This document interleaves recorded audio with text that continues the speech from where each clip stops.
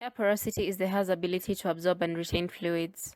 The porosity of your hair affects how well oil and moisture pass into and out of the outer layer, the cuticle, of your hair shafts. The degree of porosity is related to the condition of the cuticle. Learn more about this in our previous video on the structure of the hair shafts. Let's do a small recap. The cuticle is a scaly, tough, protective outer layer of the hair shaft that's made up of small scales covering it. The cortex is the middle layer of the hair shaft. It is the thickest layer containing fibrous protein and melanin. The medulla is the softest center part of the hair shaft. The cuticle is important because for hair to stay hydrated and healthy, water and oils need to be able to pass through the cuticle to get to the cortex, especially in curly hair where sebum does not move down the entire hair shaft as mentioned in a previous video of ours. Factors that determine porosity. Porosity is majorly determined by how tight the cuticle scales adhere to the surface of the hair shaft and how closely adjacent scales overlap each other. For example, closely packed cuticles bring about low porosity, less tight bound bring about medium or normal porosity, more widely spaced cuticles bring about high porosity. Other factors affecting porosity include genetics, excessive sun exposure, chemical processes like relaxers and bleaching, heat, for example blow drying and straightening, making it more porous, mechanical damage such as too much combing and plaiting, which can erode and chip bits of the cuticle layer. That's why protective styles are advised so as to reduce the number of interactions with your hair.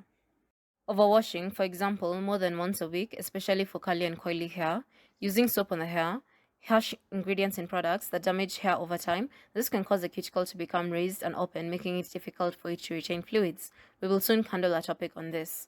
Swimming in chlorinated or salted water. Testing hair porosity. You have all probably heard of the float test, where you put a piece of hair in a clean glass of water, and if it floats, it's a low porosity. If it sits in the middle of the water, it's a medium, and if it sinks to the bottom, it's a high porosity. However, is this test really accurate? Let's find out. Number 1. The surface tension of water. The molecules at the surface of water stick together where air meets water.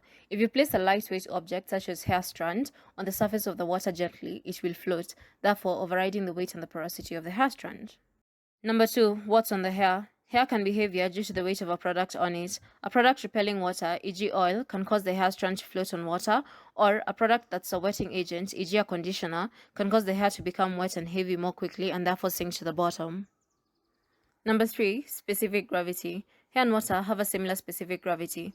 Objects with similar or lesser specific gravity to a given liquid will float in that liquid.